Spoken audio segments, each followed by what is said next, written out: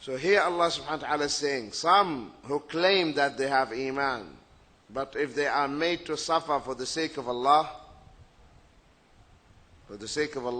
something happened to him, they consider the trial of mankind as Allah's punishment. Say, no. They step backward.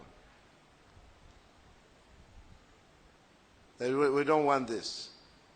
It's better for us to leave the deen. Because when I started, for instance, the moment you start to practice and get close on your Iman, and you are a businessman, your business has started to lose. You know? You left the riba, you left everything, you repented. So you started to lose. So the shaitan comes to you and says, see, when you decided to lead a righteous life, see what is happening to you. It's better for you to go back. In other words, when you turn to Allah, you started to lose your business. When you were away from Allah, the business was booming.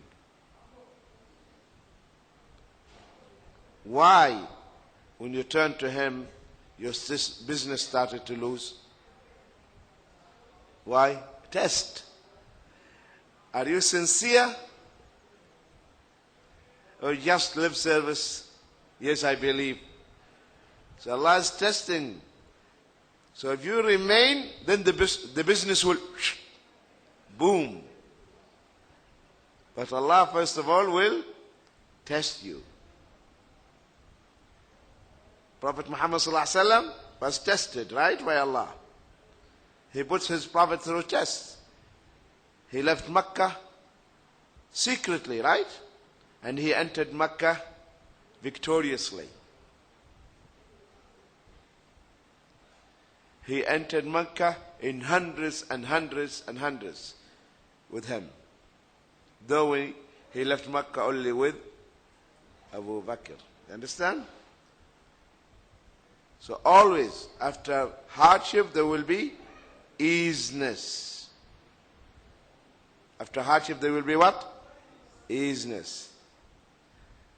So if we know the nature of the deen, I say we are now in the test.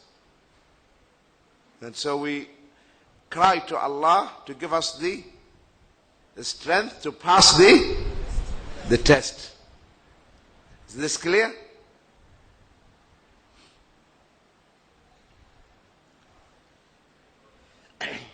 Abu Sa'id al-Khudri radiallahu anhu narrated the following marfu' hadith. But this is da'if. It's weak. إن من ضعف اليقين أن ترضي الناس بسخط الله وأن تحمدهم على رزق الله وأن تذمهم على ما لم يؤتك الله إن رزق الله لا يجره حرص حريص ولا يرده كراهية كاره. The hadith is in the Hilyah, and in its isnad Muhammad bin Marwan, and this narrator is weak. Though the meaning is correct. The meaning is absolutely correct. The meanings of the hadith: it is the weakness of certainty to seek pleasure of others by displeasing Allah, and to praise others for the livelihood which was provided by Allah, and to blame others for the thing not bestowed by Allah. Not even the greediness of the most greedy person can bring the livelihood of Allah, and not even anybody's aversion can prevent it. So here, this hadith, which the meaning is correct as we said, it is the weakness of yaqeen, that you seek the pleasure of others, at the same time you displease Allah. Just you want someone to be happy with you, and Allah is angry with you. Is this a good sign of a person who's rational, sensible person, thinking person? Allah is angry with me and He is happy. The most important thing that Allah is happy and He is angry. Right? You have to make Allah happy first of all. If Allah is happy with you, finish, alhamdulillah. You don't care about anything else.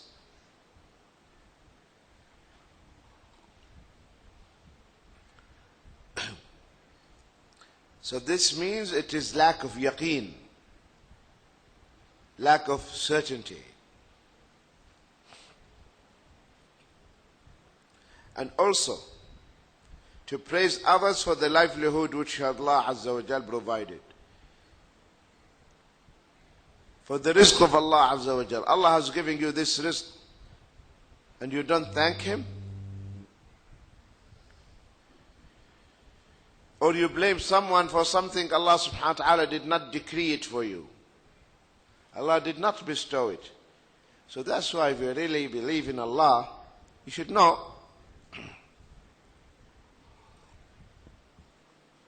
that your rizq, no one can stop it.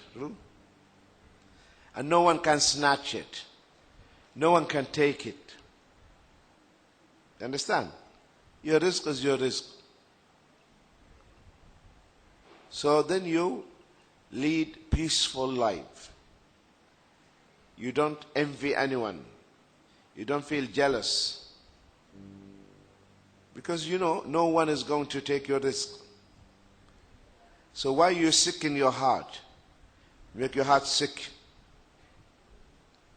by holding and harboring this grudge, malice in your heart.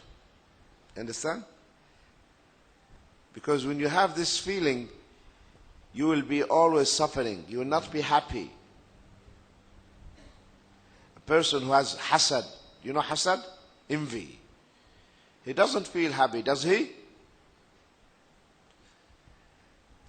Why this man has this? Why he has that? Who has given him?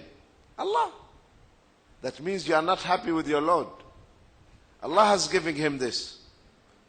What you can do, you can ask Allah subhanahu wa ta'ala to give you as He gave him. You understand?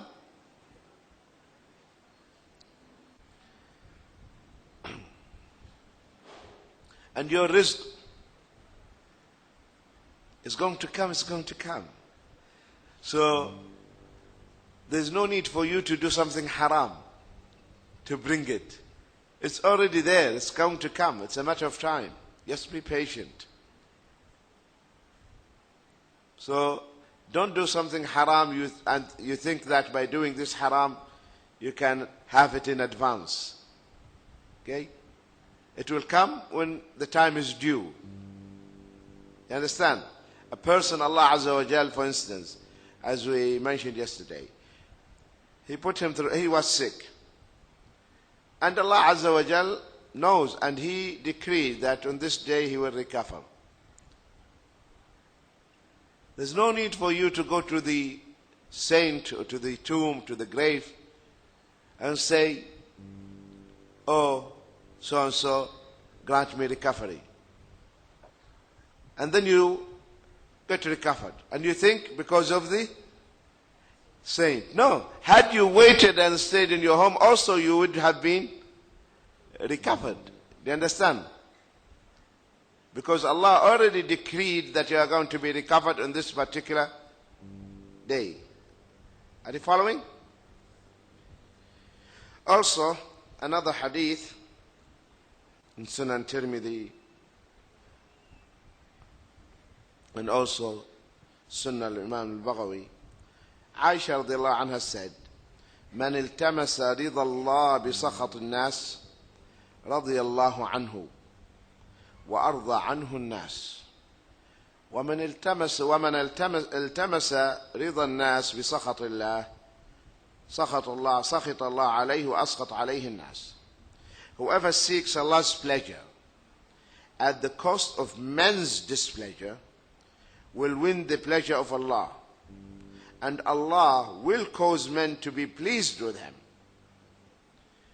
Whoever seeks to please men at the cost of Allah's displeasure will win the displeasure of Allah, and Allah will cause men to be displeased with him. Allahu Akbar. This hadith is a beautiful hadith. What does it mean? It means if you try to please Allah at the cost of displeasing others, you decide not to do the haram, and they got angry with you, your friends or your family, they got angry, but you made your Lord happy, pleased with you, radiya anka. What Allah will do?